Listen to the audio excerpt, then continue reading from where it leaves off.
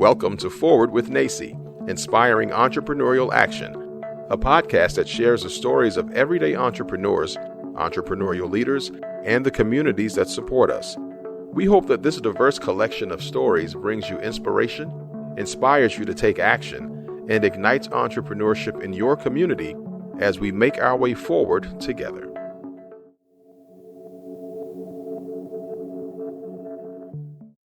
Welcome to this episode of Forward with NACCE. We have a special guest today in our studio, someone that I've known for several years that has a shared passion for entrepreneurship, community building, and fundraising. That's right. Not everybody loves to fundraise, but our guest loves it. And not only does he love it, but he's really good at it. So Joe, April, welcome to our program today. I'm so happy that you're here. Oh, it's great to be here, Becky, and thank you for inviting me. Sure. So thank you for the work that you've done over many years. And how we love to get started with our guests is tell us a little bit about you and maybe an experience in your life growing up or as a young adult or something that led you onto the career path that you're on now. Yeah. Well, I fell in love with community colleges a long time ago. When I got out of high school and went to college, I actually was on a hockey scholarship. So I thought I was going to be basically the next right winger for the Boston Bruins and never went to class and sat in a class of 300 people at the University of Lowell until I got a nice message in person from the dean of students who said, you really need to come to class once in a while. And of course, I didn't listen. I was 18. So eventually lost my scholarship. Flunked out of that school, quite frankly, and ended up outside the doors of St. Petersburg Junior College down in Florida. Walked in and met a woman whose name literally is Sunny Brandemeyer, which sounds like a made-up Florida name, but that was her. And the miracle happened. She sat me down and she looked at my transcripts and said, Joe, we got to fix some things here, but let's talk about you. And nobody in education had ever asked me that. And as a community college, somebody, this person really took an interest in me. So every Thursday from 2 to 3 o'clock while I was at St. Pete Junior College, Sonny would sit down with me and say, okay, what's coming up for the next week? Let's talk about some study skills. I just couldn't slip through the cracks. And I graduated from there and went on to other degrees. But that was a real pivotal moment in my life, both personally and professionally, because I really sort of became a passionate supporter and loved community colleges ever since. So, yeah, I love that you share that story. And, it's interesting. And your story is so common, but it's one of the things that personally I've always loved about community colleges is really the open doors. I think about it like open doors, open heart, open minds. I think a church had that slogan, and it just resonates because there's so many people like you who are smart and passionate, and you're in this sort of world that doesn't work for you. And then some way you find your way to a community college and it just opens up opportunity. And I could give you hundreds and hundreds of other examples of people who've had that. So thank you so much for sharing that. And I think it's just very, it shows how even, as parents, sometimes, people make mistakes as we all have, but there's always an on-ramp. And then that's what gets me excited. So I want to jump ahead maybe a little bit, but really, connect to your thread of community colleges. About 8 years ago, actually 7.5 years ago, I left my community college, Burlington County College, to begin my adventure with NACCE. And one of the things that was interesting is while I was there in New Jersey, we had the opportunity to really benefit from some work that was done by the Clements Group, which I understand is no longer in operation, but they did a wonderful job of doing a scan of our community at the time and really serving people who wanted to do more in the community and kind of get them engaged. So I remember reading this study and thinking, oh my gosh, how well done was that? And then I found out later, Joe, that you had actually worked for the Clements Group. So why don't you talk about, some of your experience as a fundraiser and maybe some of the things that you learned on your journey with the Clements Group. And after that, we'll get into what you're doing now. Yeah, no, I was so grateful that I started consulting my career with the Clements Group. They were an extraordinarily entrepreneurial organization and did things that were outside the box for that period of time. They focused externally, and one of the things that we did right out of the gate were things that were related to the workforce. So we went out and conducted leadership sessions where we would literally ask employers in the community what keeps them up at night and how can a community college and the Clements Group help meet those needs. So, I mean, from my perspective, I couldn't have asked for anything better than to have started with the Clements Group and just see that entrepreneurialism weave its way through the years into all the community colleges that I've had the opportunity to work with. And, my mentor at the Clements Group was Bob LePage, who many of us know. Oh, Who's yeah. an expert in workforce development and not fundraising, but would always make sure we looked at fundraising, workforce development, community engagement, his words, not mine, as a seamless entity that's benefiting not just the college, but the community and the workforce, which I keep in my heart to this day and really treasure that Bob's mentoring and my experience with the Clements Group. It was a Yeah, wonderful place. that is, and I have heard that name from many people, and it's interesting. I'm almost wondering whether he was part of that work at Burlington County. But so I understand, because you are very entrepreneurial, that you are now in startup mode. So you've created a firm on your own, which is now connected to the work that NACCE is doing. But tell us about this 41 Consulting. How did that name come about, and what kind of things do you do?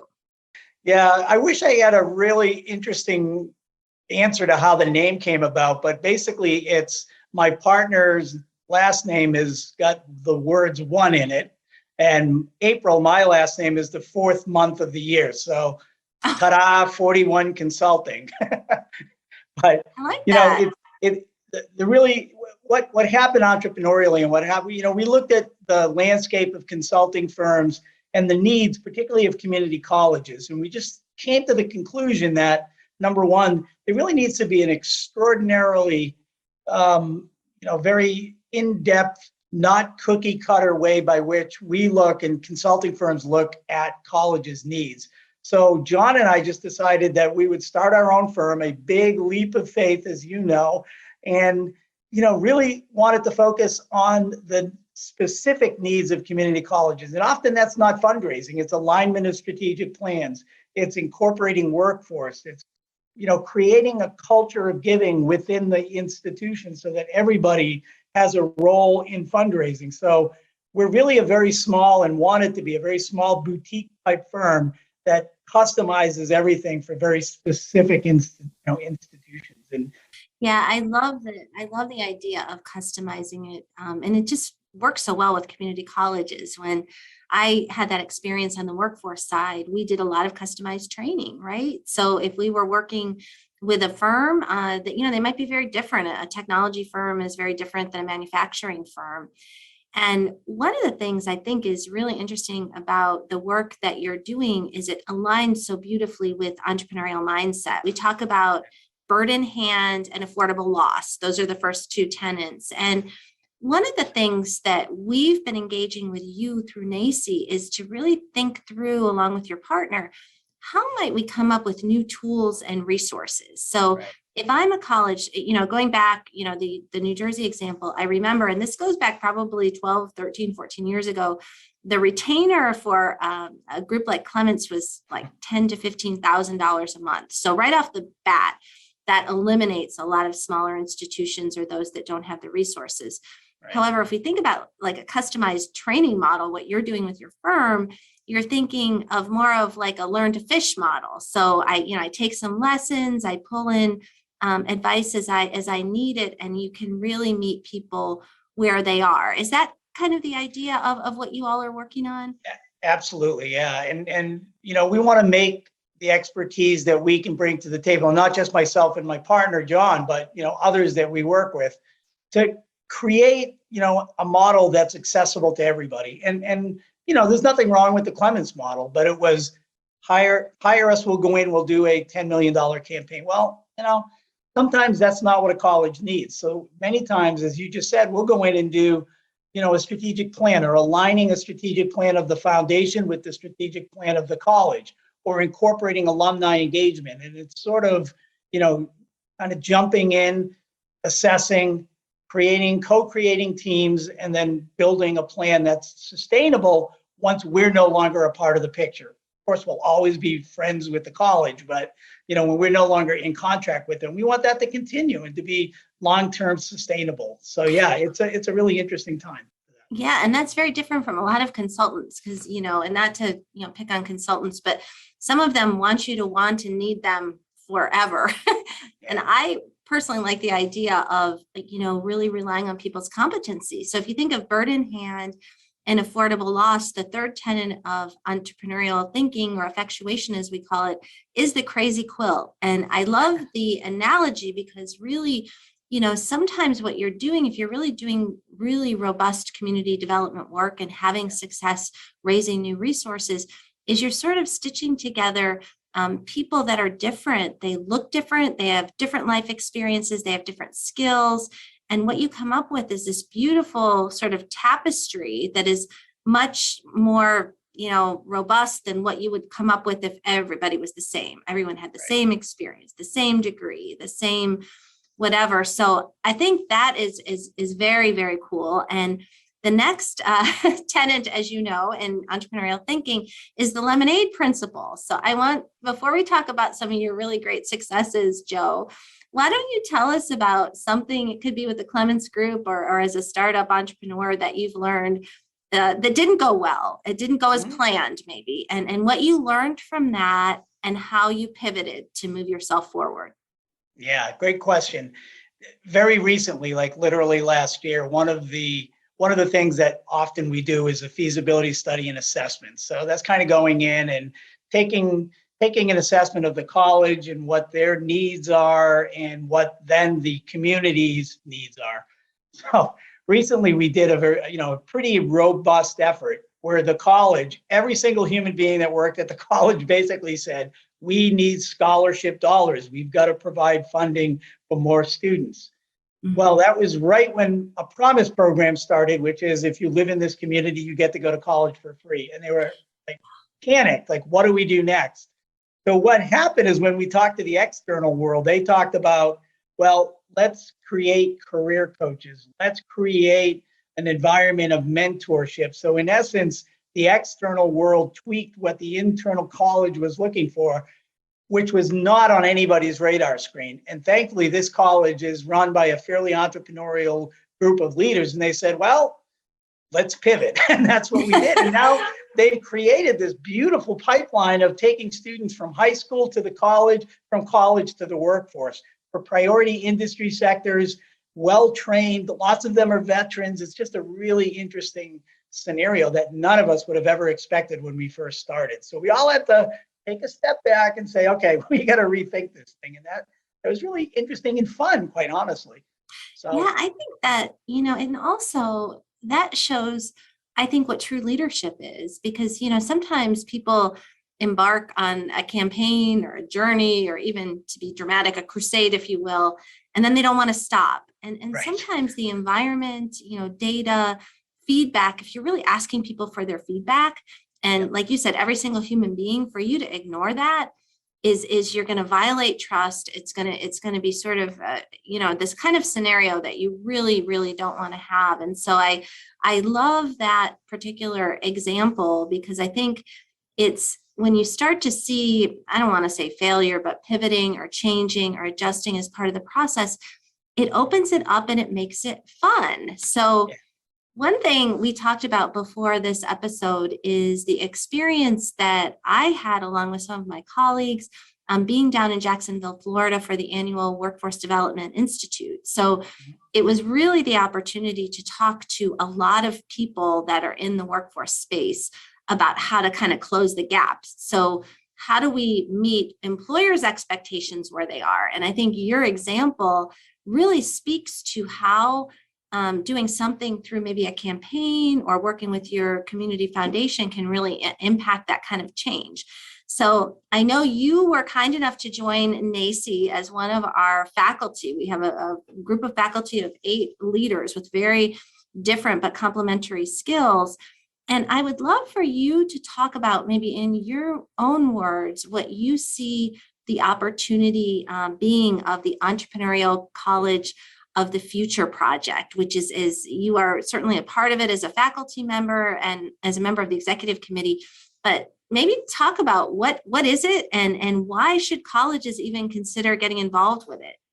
Yeah, no, it's an exciting project, and kudos to NACCE again for taking a leadership role and really brokering such an important, I think, transformational change in the way that colleges see themselves.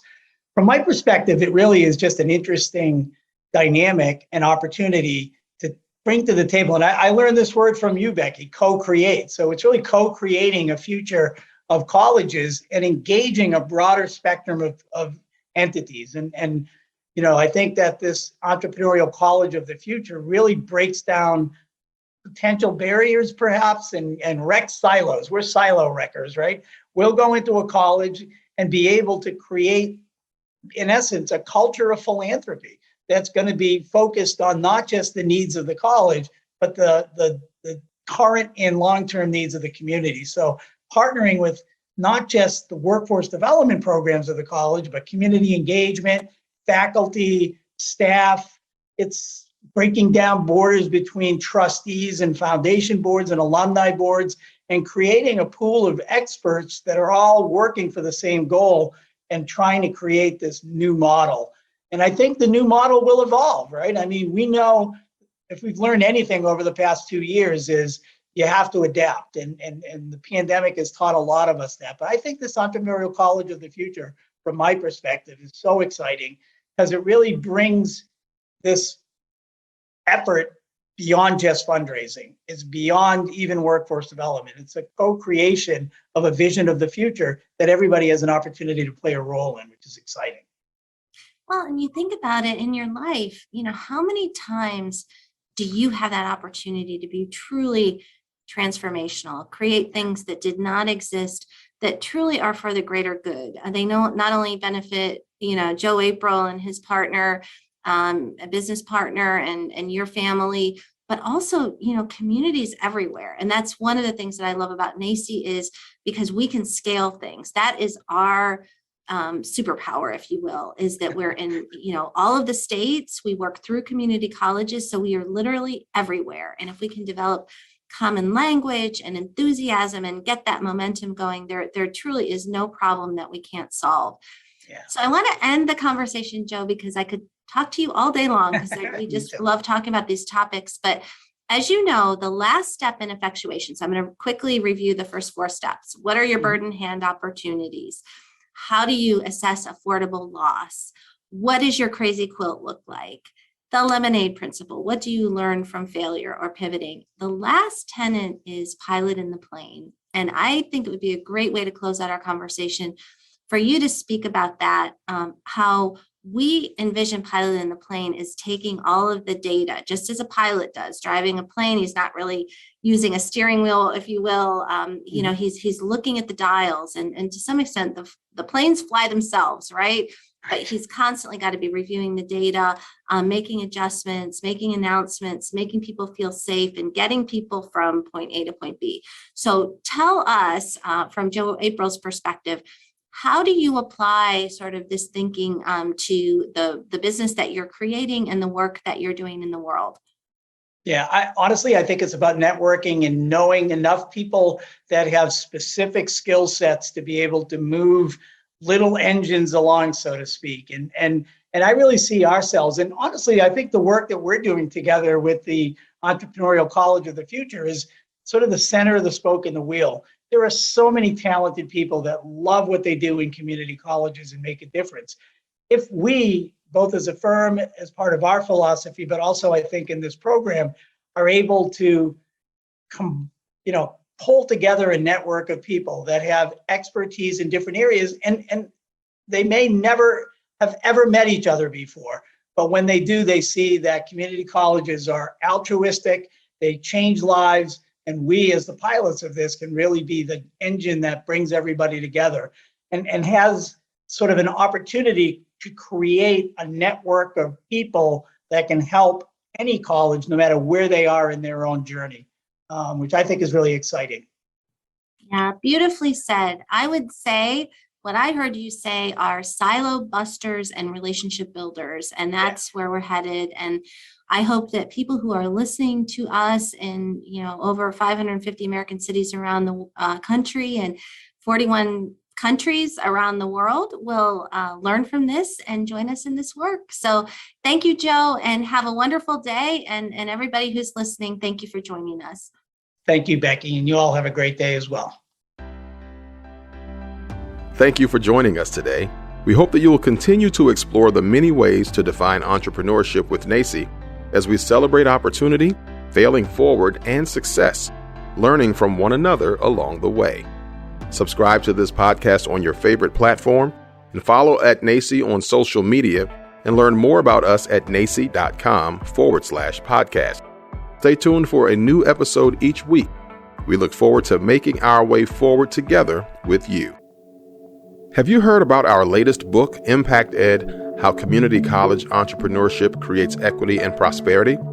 This is our roadmap for building back better in 50 states and globally. In each chapter, we share the inspiring stories of everyday entrepreneurs and explain how community colleges play a crucial role in their success. Visit us at nacce.com/impacted to order your copy now and join us in this work. Are you curious about what's coming up next in the NACCE community?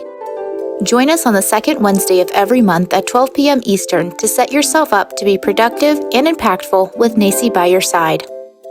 We'll share about events, ways to get involved, and we'll have an open conversation featuring questions you're asking or problems you're facing. So join us on the second Wednesday at 12 p.m. Eastern for Up Next with NACCE. More information at nacce.com/upnext.